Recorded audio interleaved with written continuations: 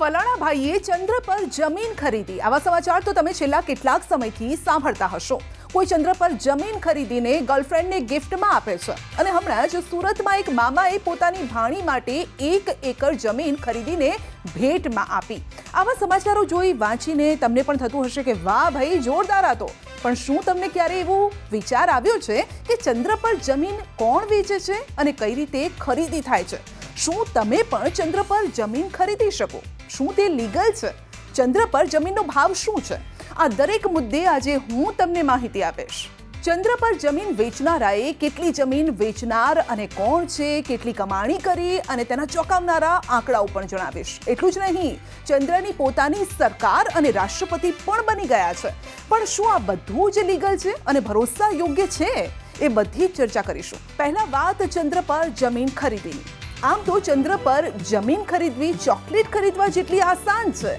Internet પર ઢગલાબંધ website પોતે ચંદ્ર પર જમીન વેચતી હોવાના દાવા પણ કરી રહી છે અને અનેક આકર્ષક ઓફર પણ આપે છે. આ વેબસાઇટ ચંદ્ર પર માત્ર 3,000માં 2.5 વીઘા જમીન વેચે છે. વધુમાં વધુ ભાવ 50,000ની આસપાસ છે, જેના બદલામાં તમને સર્ટિફિકેટ પણ ઇસ્યુ કરે છે.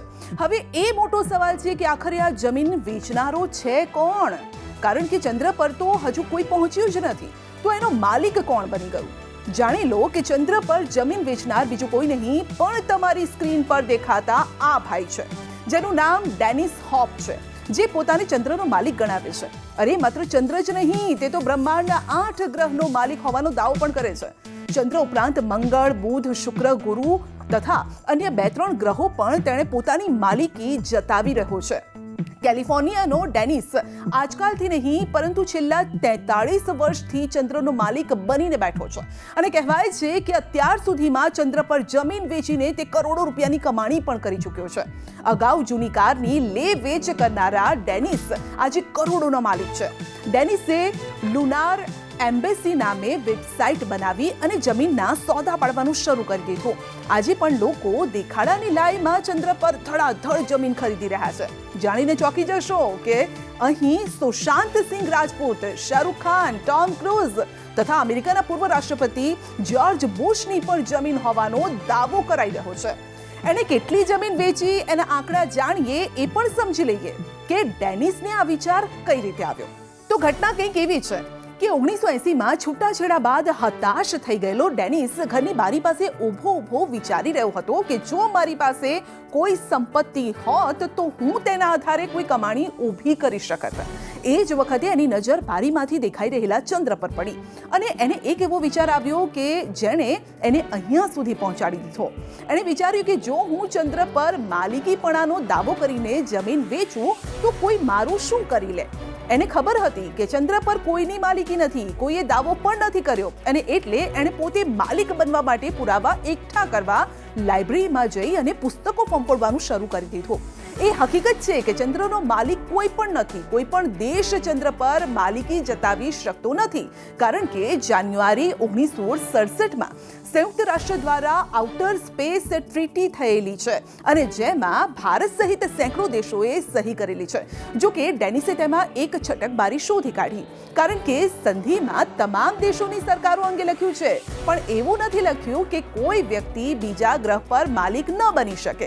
બસ આ જ વાતનો ફાયદો ડેનિસ હોપે ઉઠાવ્યો અને માત્ર ચંદ્ર જ નહીં 8 ગ્રહ પર માલિકીનો દાવો કરતો દસ્તાવેજ પણ તૈયાર કર્યું છે અને અમેરિકાની સ્થાનિક સરકારી કચેરીમાં રજૂ કરી દીધું.